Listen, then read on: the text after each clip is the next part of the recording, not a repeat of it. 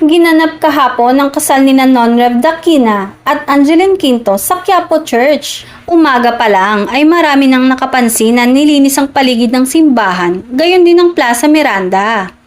Pinaalis muna ang mga nagtitinda sa lugar na yon. Sa loob naman ng simbahan ay nakatayo na ang bonggang wedding flower display. Kahit inayusan na ang loob ng simbahan ay binuksan pa rin nila ito para sa mga gustong magdasal. Pero bawal daanan ang central aisle kung saan lalakad ang bride na si Angeline. Pagdating ng tanghali ay sinarado na ito dahil paparating na ang mga bigating guest sa kasal. Naging star-studded nga ang wedding na dinaluhan ni na Vice Ganda, Sara Geronimo, at agaw pansin ang pagdating ni na Kim Chiu kasama ang aktor na si Paolo Avellino.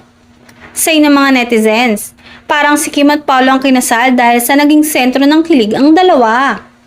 Present din ang mga ABS-CBN executives na sina Cory Vidanes, Direk Lorente Jogi at Desdy Guzman at ang mga ABS-CBN music bosses na sina Jonathan Manalo at Roxy Liquigan.